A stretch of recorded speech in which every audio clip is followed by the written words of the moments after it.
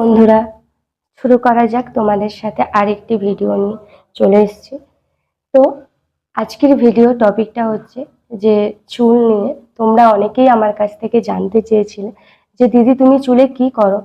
তো সত্যি কথা বলতে চুলে আমি সেরকম কিছু করি না, তবে তোমাদের আমি একটা টিপস দিতে পারি। তোমরা প্রত্যেক দিন তোমাদের সময় মতো কোনো সময় বের করে প্রত্যেকটা দিন তোমরা চুলে স্কাল্পে এরকম করে মাসাজ করবে প্রায় 15 থেকে 20 মিনিট মতো। এটাতে তোমাদের যখন স্কাল্পের ব্লাড সার্কুলেশন ঠিকঠাক মতো হবে, যেমন স্পেসিফিক্যালি হয় সব থেকে বেশি যখন শীতকালে আমাদের চুলে অনেক বেশি ড্যান্ড্রফ হয়ে যায়, তো সেখান থেকে তোমরা কি করতে পারবে, অনেক বেশি শান্তি পাবে। তো আমার মতে তোমরা এটা করে দেখতে পারো, আমি তো এখান থেকে অনেক লাভ পেয়েছি। তো তোমরাও একবার করে দেখতে পারো, তো তোমরাও এখান থেকে কি করতে পারবে, ফল পেতে পারো।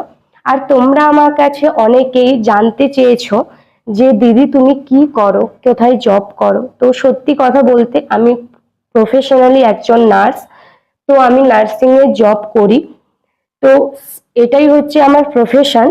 আর আমি এই জবের সাথে খুশি। তোমরা অনেকেই আমাকে বারবার কমেন্ট করে জানতে চেয়েছিলে দিদি তুমি কি তোমার জবের সাথে খুশি আছো, এই জব করে তুমি কি তোমার লাইফ এর সাথে সমস্ত কিছু ম্যানেজ করতে পারছো। হ্যাঁ, ম্যানেজ করতে পারছি।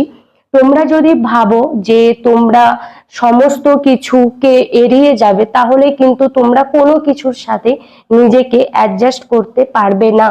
লাইফটা এরকমই, তোমাকে সমস্ত কিছুর সাথে কি করতে হবে না, অ্যাডজাস্ট করতে হবে। যখন তোমরা করতে শুরু করবে, দেখবে তোমাদের সাথে ঠিক সমস্ত কিছু হয়ে যাবে।